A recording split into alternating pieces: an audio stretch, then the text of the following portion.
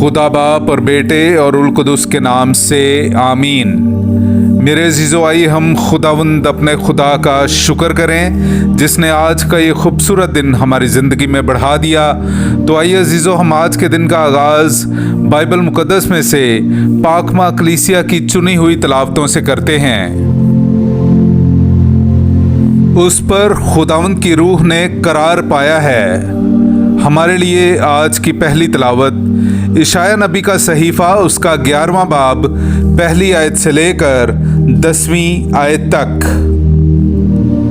लेकिन यसी के तना से एक कौंपल निकलेगी और उसकी जड़ से एक नौनिहाल उगेगा और उस पर खुदावंद की रूह करार पाएगी, यानी हिकमत और फहम की रूह, मशवरत और कुव्वत की रूह, मारिफत और खुदावंद के खौफ की रूह।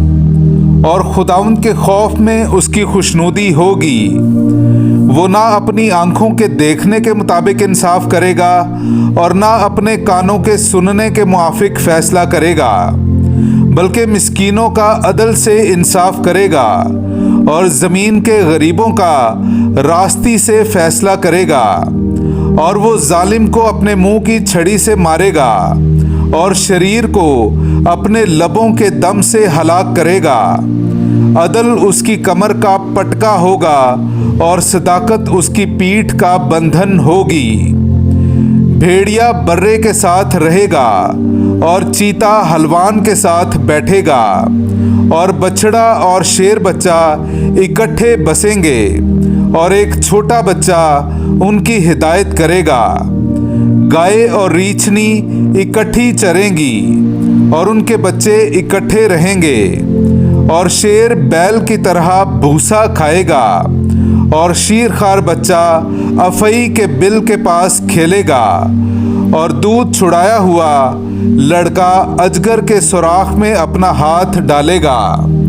वो मेरे कोहे मुकद्दस पर कहीं दुख ना देंगे और फसाद ना करेंगे, क्योंकि ज़मीन खुदावंद की मारिफत से पुर होगी, जिस तरह पानी समुंदर की तह को ढांपता है। उस रोज़ यसी की उस जड़ को जो उम्मत के लिए झंडे की तरह कायम है गैर कौमें तलाश करेंगी और उसकी जाए सुकूनत जलील होगी। पाकलाम का पढ़ा और सुना जाना हम सब के लिए बाइसे बरकत हो। खुदा का शुक्र हो। उसके अयाम में रास्ती शगुफ्ता होगी और जब तक चांद कायम है अमन की फरावानी रहेगी। मेरे अज़ीज़ो, आइए हम खुदावंद अपने खुदा की हम्दो तारीफ़ करें। मैं आपके सामने पढ़ूंगा ज़बूर नंबर 72 उसकी पहली 7वीं से 8वीं, 12वीं से 13वीं और फिर 17वीं आयत। ए खुदा, शाह को अपना अदल और शहजादे को अपना सिदक अता फरमा।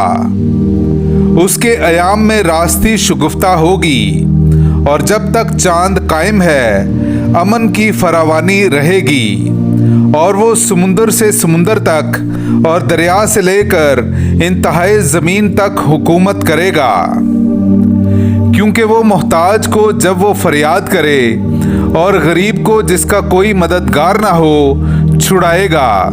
वो मिस्कीन और मोहताज पर तरस खाएगा और मोहताजों की जानें बचाएगा। उसका नाम अबद तक मुतबर्रक रहेगा। जब तक आफताब है उसका नाम कायम रहेगा। उसी में ज़मीन के सब कबाइल बरकत पाएंगे। तमाम कौमें उसे मुबारक कहेंगी। पाकलाम का पढ़ा और सुना जाना हम सब के लिए बाइसे बरकत हो। खुदा का शुक्र हो। ए खुदावंद, अपनी शफकत हमको दिखा और अपनी निजात हमें बख्श। हालेलुया। मेरे अज़ीज़ो, आइए हम आज का इंजीली इक़्तिबास सुनते हैं। इंजील मुक़द्दस बामुताबिक मुक़द्दस लूका उसका 10वां बाब 21वीं आयत से लेकर 24वीं आयत तक। उसी घड़ी वो रूह कुदुस में मसरूर हुआ और कहा, ए बाप, आसमान और ज़मीन के खुदावंद, मैं तेरा शुक्र करता हूँ कि तूने इन बातों को दानाओं और अक्लमंदों से छुपाया और छोटों पर जाहिर किया। हाँ ए बाप, क्योंकि यूं ही तुझे पसंद आया।